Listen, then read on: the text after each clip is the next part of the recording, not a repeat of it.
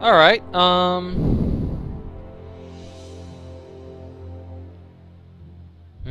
let's pick Captain of the Dragon Guard. He's fairly good. Getting back dead troops is better than you might think, because if you buffed them, when they come back, they maintain their buffs. So if I buff, say, this guy, my Chimera Guard Outrider, maybe he gets murdered, I can bring him back with this guy and give him an additional +1/+1. Here, I think I will take Bravery. I go back and forth on whether this is the worst combat trick or a pretty good combat trick. It's 1 mana and you only get +1/+1, but it's permanent. Which can be a big deal. You can raise something out of burn damage forever. It's only 1 mana, which is also a big deal. But as a way of saving somebody in combat, you've got to be pretty...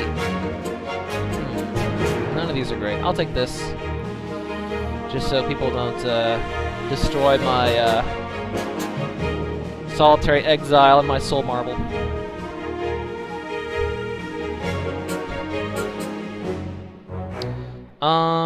We will take...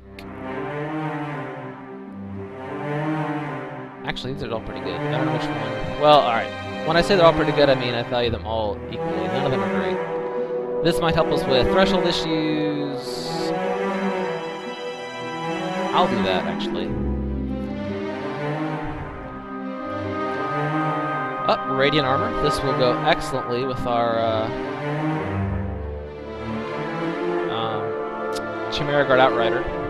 It's a great combo.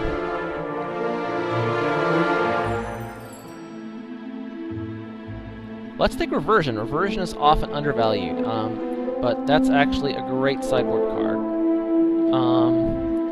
I think the best Reversion I've seen was against somebody playing Urig the Robomancer, and he had created a worker bot, upgraded it to a war bot, upgraded it to a War Hulk, and then buffed its attack about 1,000,000 times. Reversion knocked it all the way back to a little 1/1 worker bot. Alright, Blessing of the Fallen. That actually... I do have 2 Ruby Pyromancers, so I think this is actually a pretty decent card. I'll take it. I mean, if every troop you play winds up with +2 attack, you can trade up insanely.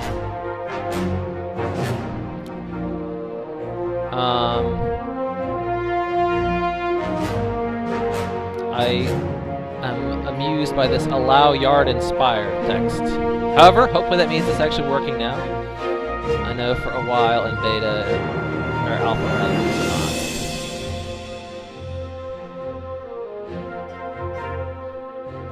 We're actually not going to use this guy. Or Cosmic Totem.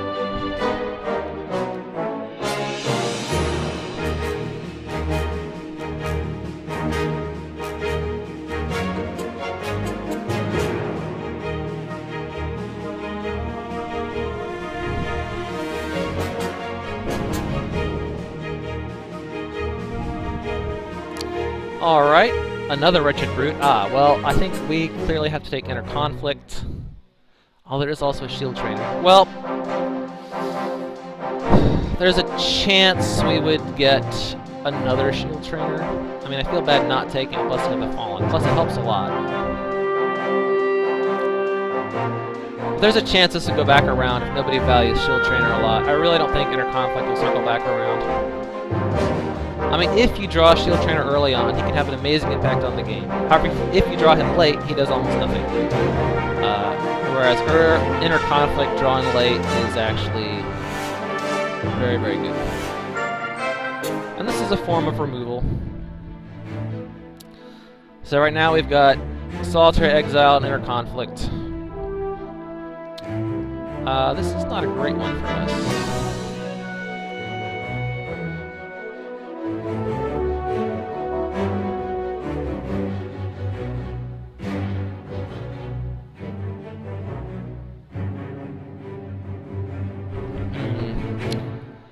Maybe I'll take one of them. I feel like they could be useful.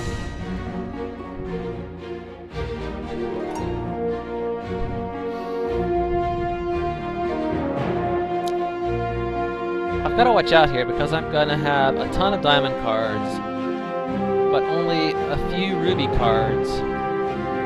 But all the ruby cards I have are ones I'm gonna want to get out and be able to play early. So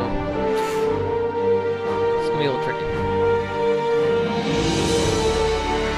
I may want to value adaptable infusion device more highly than I am. The good thing about this, as compared to, oh, okay, a Vulcan, oh good lord, look at this pack. A Burn, a Runic Monolith, a Vulcan, and a Forgotten Lord. I don't even know.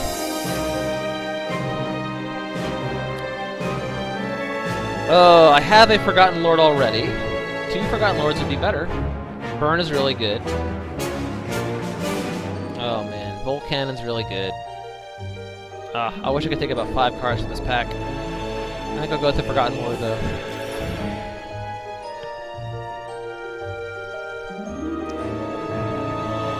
I love how, you'll get a pack that has nothing you would even consider in your deck.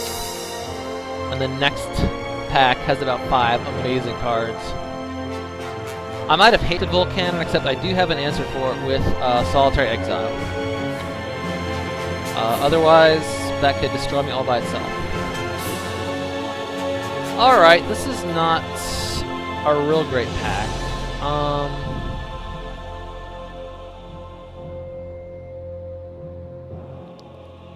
I guess this is sort of like a larger Wind Whisperer. What I'd like are some Noble Citizenry, actually. That would be quite handy.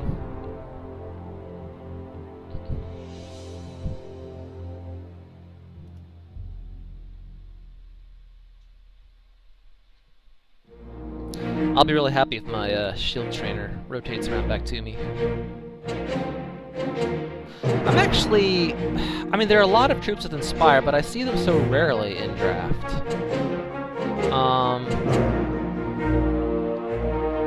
Okay, this is a pretty good card. Skyly Griffin. It's a 2/4 flyer. Very hard to remove.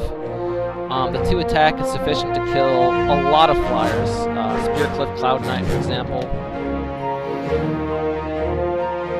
Thunderbird, Windborn Acolyte, the Blood Zombie Vulture thing. And I don't have a lot of flyers.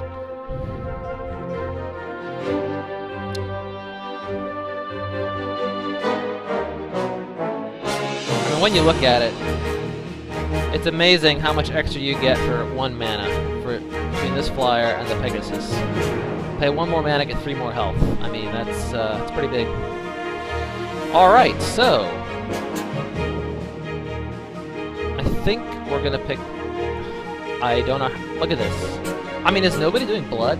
This is a really good card. This is a really good card. I think we'll go with this, though. This is essentially a form of removal that you can use on spell-shielded creatures.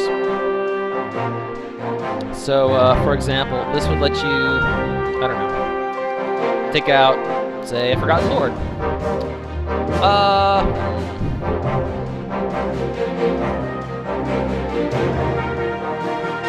Nothing here is really standing out to me. I already have several combat tricks. I think I'd be unlikely to include a Bravery. I already have a Reversion. I don't think I'd need 2. Maybe I'll take this just because I have 2 Dragon Guard guys. And I'd prefer that my GC targets for that don't get knocked off by this. We're gonna take Counter Magic. Hate draft Counter Magic, I guess. I'm not gonna play 2 Protectorate Sorcerers. I will probably not even play 1 Protectorate Sorcerer. Sure, another Captain of the Dragon Guard. Why not?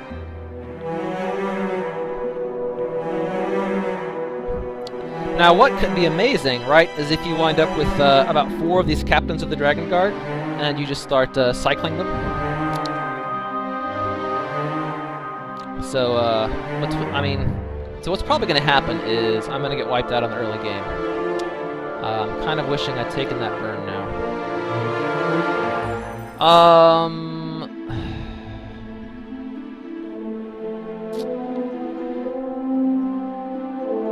These are all bad.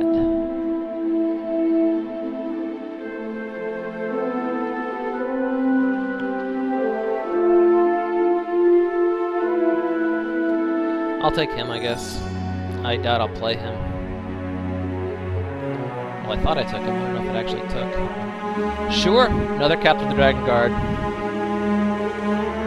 So yeah, what's going to happen is I'm going to get blown out early game. But if I make it to late game, I will be doing great. I will have... I mean, I think I've got 4 of these guys. Sure, Baby Yeti. Why not? That's another card I probably won't play. But I suppose if I'm vulnerable to early game aggression, then I should remove... Okay, I'm going to take this because, as I said, my cards are rather imbalanced. And this will really help. Plus, late game, it can recycle itself, which is what makes it better than the multi-shard card.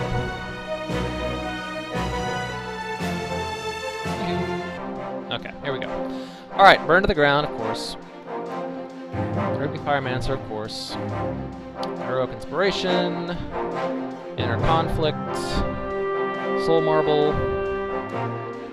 Solitary Exile, both Forgotten Lords. This is going to be a very important card for surviving early on. Probably this will too.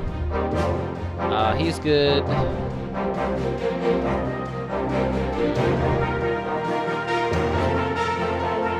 I need some protection against flyers.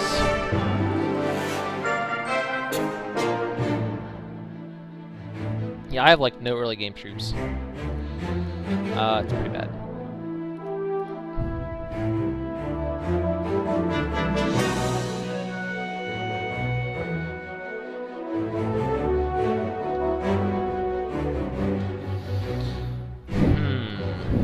What could I socket this guy with? Swift Strike, Life Drain, Speed. None of these are great, honestly. A 1 damage Swift Strike. I mean, there are some things he could kill, and I do feel like I need...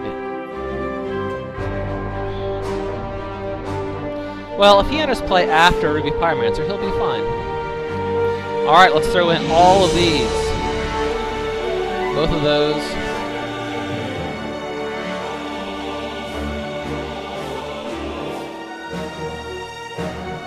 I think my deck is going to be slow enough as it is. I don't think I can run things like Ascetic Aspirant or Blessing of the Fallen. I think having a Crushing Blow is going to be very important to surviving.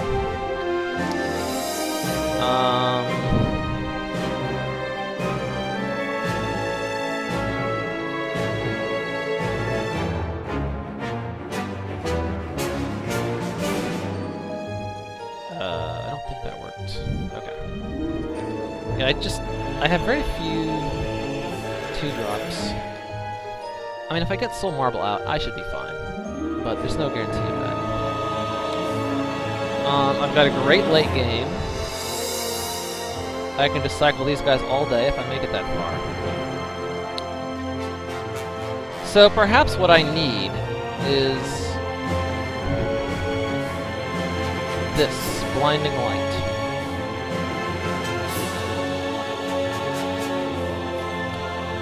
That could buy me a turn, which might be all I need. I'm thinking our champion is actually going to be Dimid at this point. I think we're going to get pounded in the early game, and then we're going to need to use Life Drain to get back in the game.